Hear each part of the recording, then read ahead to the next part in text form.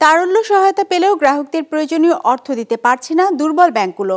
Online ও উপশাখাগুলোতে লেনদেন হচ্ছে সামান্যই। এমন পরিস্থিতিতে আন্তঃব্যাংক সমন্বয় করে তারল্য সহায়তা বাড়ানোর দাবি ব্যাংকারদের। একরামুল ইসলাম খানের রিপোর্টে বিস্তারিত। 250-টিরও বেশি ডিজাইন অপশন নিয়ে ওয়ালটন স্মার্ট ফ্রিজ, বোঝে আপনার প্রয়োজন। ওই ব্যাংকে গেছে, মনে করেন তারা বলতেছে ব্যাংক দেউলে, এই কথা বললে কেমন লাগে।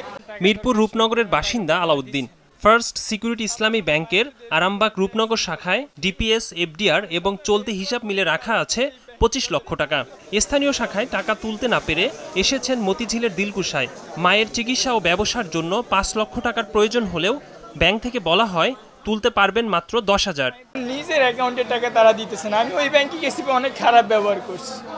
ব্যাংকের ম্যানেজার আমাকে বলে আমি বেয়াদব। 5 লাখ টাকার আমি চেক একবারে দিছি, কিন্তু তারা দিচ্ছে না। তারা আমার 5,000 টাকা ধরাই দিচ্ছে। লন্ডন প্রবাসী সবুল হাওলাদার দীর্ঘদিনের উপার্জনের কোটি টাকা রেখেছেন ন্যাশনাল ব্যাংকে। অভিযোগ করেন শরীয়তপুরের নড়িয়া শাখায় গিয়ে মাত্র 5,000 টাকা তুলতে পেরেছেন। আরও বেশি পরিমাণ অর্থ তুলতে পারবেন এই আশায় এসেছেন মতিঝিলে। অনেক অনুরোধের পর তুলতে পারলেন 50,000 টাকা।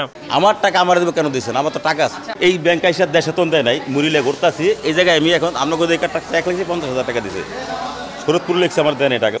একই অবস্থা সোশ্যাল ইসলামী ব্যাংক আর গ্লোবাল ইসলামী ব্যাংকেও। গ্রাহকদের প্রয়োজনীয় টাকা দিতে না পারায় তৈরি হচ্ছে আস্থার সংকট। ব্যাংক কর্মকর্তাদের সাথে বাকবিতণ্ডায় জড়াচ্ছেন কেউ কেউ।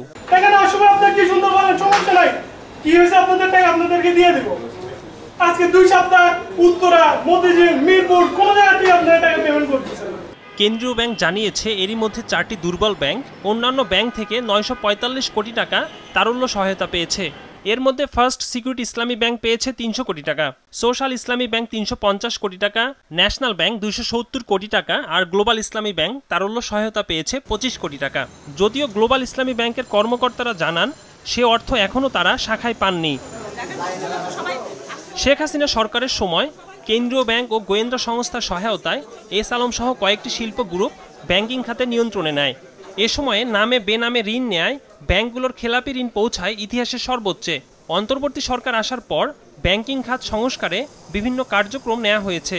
এমন অবস্থায় পরিস্থিতি উত্তরণে গ্রাহকদের কাছে সময় চেয়েছেন ব্যাংক কর্মকর্তারা। 2017 সালে এস আলম গ্রুপ জোরপূর্বক এই ব্যাংকটি দখল করে নেয়। তারল্য সংকট, আমাদের এখানে যে সুশাসনের ঘাটতির কারণে যে যতটুকু লোন দেওয়া যায় তার চেয়ে আমরা বেশি লোন, এটা অনেক ব্যাংকে দিতে হয়েছে।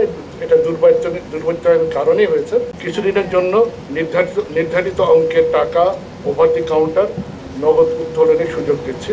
এর মাধ্যমে গ্রাহকদের মধ্যে আস্থা ফিরবে বলে আমরা আশা করছি। অধিকাংশ গ্রাহক কিন্তু আমাদের প্রতি আস্থা হারায়নি, তারা টাকা জমা রেখেছে, এখনও রাখছে অল্প বিক্রি। তো আমাদের মনে হয় পেমেন্ট সিস্টেমটা যত আমরা নগদ পেমেন্টটা সচল হয়ে গেলে পুরোপুরি আস্থা আবার ফিরে আসবে। এদিকে দুর্বল ব্যাংকগুলো দ্রুতই তারল্য সংকট কাটিয়ে ঘুরে দাঁড়াবে আশা করছে বাংলাদেশ ব্যাংক। আমরা 4টা ব্যাংকে তারল্য সহায়তা প্রদানের ক্ষেত্রে বাংলাদেশ ব্যাংক গ্যারান্টি প্রদান করেছে।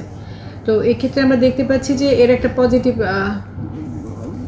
ফিডব্যাক মার্কেট থেকে পাচ্ছি, যেটা হলো যে আমরা যে 11টা ব্যাংককে আলাদাভাবে বোর্ড রিকনস্টিটিউট করেছিলাম তার মধ্যে আমি যদি দেখি যে ক্যাশ ফ্লো দেখি, পজিটিভ ক্যাশ ফ্লো, অর্থাৎ আমার গ্রাহকের চাহিদা মেটানোর পরেও ওই ব্যাংকগুলোর মধ্যে উদ্ধৃত তারল্য আছে প্রায় 900 কোটি টাকা। এর আগে কেন্দ্রীয় ব্যাংকের গভর্নর জানিয়েছেন টাকা ছাপিয়ে তারল্য সহায়তা না দিয়ে ব্যাংকগুলোর জন্য আন্তঃব্যাংক মুদ্রা বাজার থেকে সহায়তা নেওয়ার সুযোগ তৈরি করা হবে। একরামুল ইসলাম খান, বিজনেস রিপোর্ট, মাছরাঙ্গা টেলিভিশন।